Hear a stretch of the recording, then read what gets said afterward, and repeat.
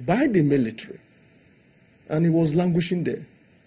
And his friends came around, his comrades, to say that, look, we must do everything to ensure the release of this man.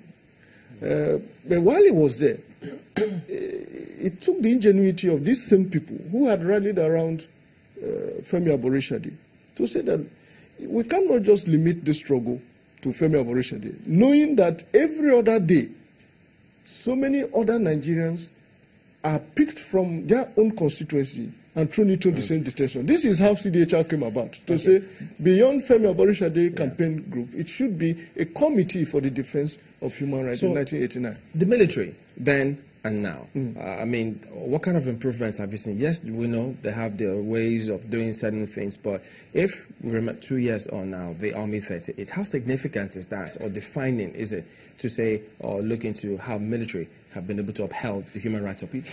First of all, the fact that we have managed as a nation, and through the dint of hard work and struggle and determination of the Nigerian people, to take the military back to the barracks where they belong and compel them to face their constitutional responsibility, which is the protection of the territorial integrity of Nigeria, is one of those progress, invisible though, but very significant that Nigeria has achieved. Secondly, the very fact that they were very resourceful persons and groups and organizations that did not just document the transgressions and atrocities of the military in the past, but took steps to challenge them.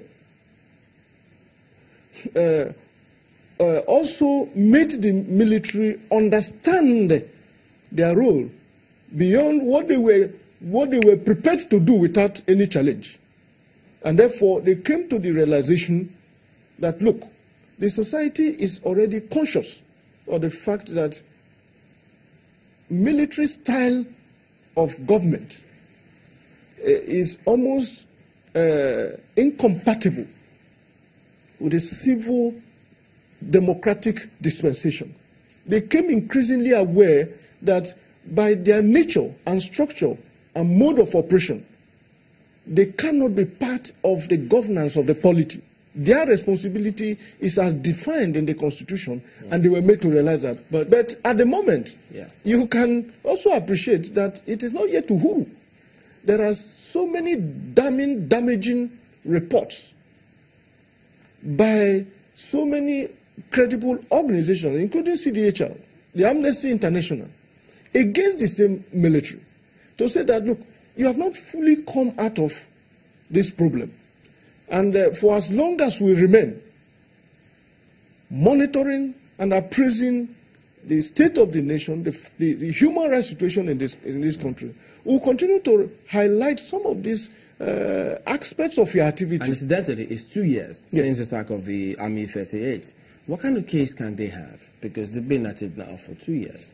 Well, it's not just that. There are even pockets of military officers who have individual cases in court arising from the indiscretion, if you like, of the military as a body. What I know is that it is work in progress. I mean, every aspect of our society got the bashing. Yours truly, sitting down here, had to.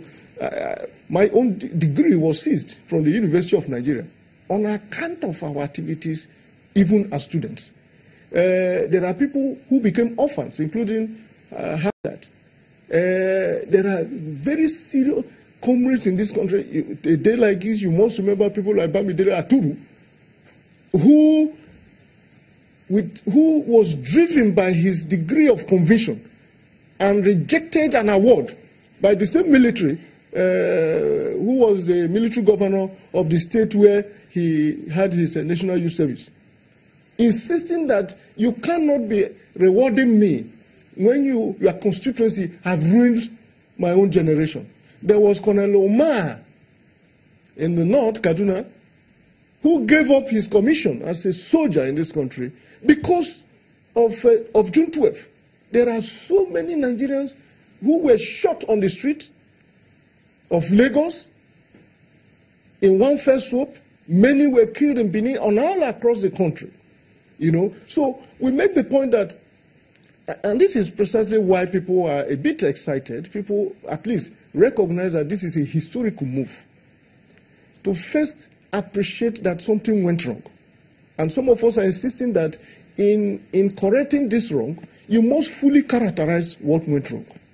And then there must be a way by which we document this history, because we might not have a second opportunity of making this impression. There's a generation of Nigerians today who don't fully understand what happened. And it will take, unfortunately, I understand that history as a subject is not being taught, or at least they're just about bringing it back now, bringing it back now. But, you know, if you don't have that, then civil society engagement such as this must be such that will be comprehensively done to document what happened that time, situate it within the context of history, and maximize, leverage on it, and maximize the lessons to be learned from that. So clearly, the work is not done. It's still turn of vigilance, they say, is the price of freedom. Thank you very much indeed for coming in this morning. Malaki Ugwumadu is the president of CDHR. We will be back and turn our attention to another matter. We'll also have the World Cup in a moment as well. Don't go away.